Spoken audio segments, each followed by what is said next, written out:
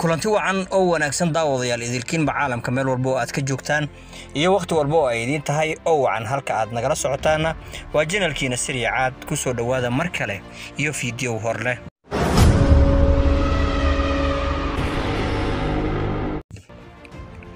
waad ku maasantahay la joogaaga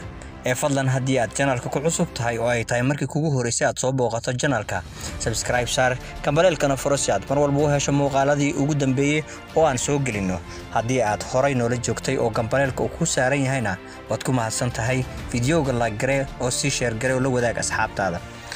caawa waxaan idin hayaa run ahaantii arrin mucjisadiisa leh waa fanaanada Xaliimo Gobaad oo aad wada taqaanaan dhamaantiin waa fanaanad weyn oo magac ku leh Soomaalida dhexdeeda balse la sheegay inay ku sugan tahay ama ay tagtay magaalada Hargeysa iyadoo aanan ogeysiin ama faniskeeda aanan u sii sheegin dad badan waxay isweydiiyeen sababta ay saas u sameysay maadaama ay tahay fanaanad weyn loona baahnaa inay si guud u sheegto si ay u soo dhaweeyaan taageerayaasheeda ku sugan magaalada Hargeysa iyo daafaheedaba waxayna dadka qaar ay sheegayaan in ay Hargeysa u tagtay inay ku qabato hees oo ay kadib dib uga laabato waxa kale oo jiro hadalhayn ah in ay u timid in ay 14 February kala qayb qaadato magaalada sidaas darteedna ay si shaacin ilaa ay laga gaaray ama ay dhabaanayso inta muddada ah ay showga qabanayso intaas oo dhan markii la isku daro waxa jira fiidiyoo soo galay barta TikTok oo aad u qabsaday oo ah fanaanada oo hees ku duubayso meel kamid ah Hargeysa marka bal taa ila soo daawada kadib ayaan falanqeyn doonaa oo aan dib ka wada eegi doonaa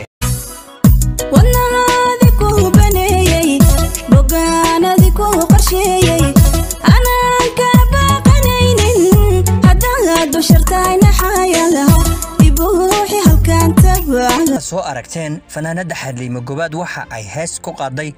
isla magaalada Hargeysa oo ayna dadka qaar wada ogeyn joogitaankeeda halka la leeyahay fanaaniin gaar ah ayaa soo dhaweeyay una qaawqaawiyay in heesteedas ay ku qabsato magaalada dhexdeeda maxay tahay sababta ay isku qarinayso maxay safaniskeeda ula wadaagi weysay imaanshiyaheeda magaalada Hargeysa waayo waa fanaanad aad u weyn oo taageerayaal badan ku leh Hargeysa iyo dhammaan Somaliland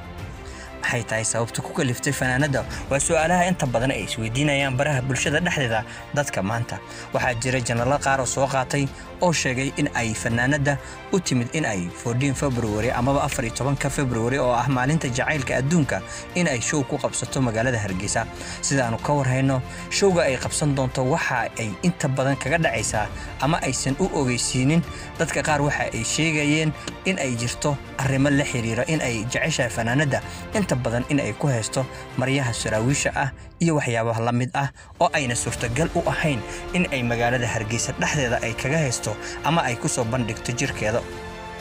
intaas oo dhan markii la isku daraa waxa meesha ka soo baxayo in ay fanaanada si hoose u timid magaalada iyadoo aanan shaacinin taasina ay sabab u tahay in ay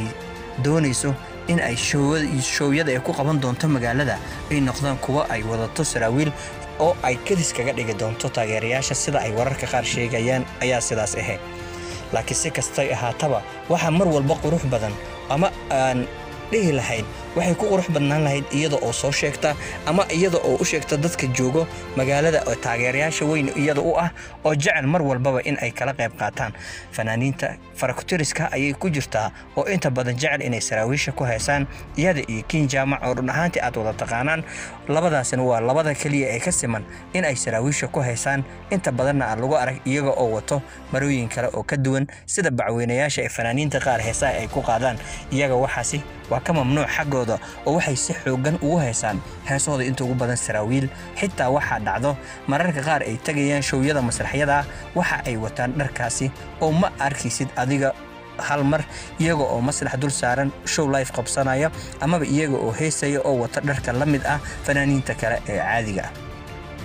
si kastay ahaataba arrinkani ayaa noqonaya mid aad iyo aad loo hadal hayo magaalada dhexdeeda ama ay dadka hadal hayaan sida ay u dhici karto inay fanaanada iska soo gasho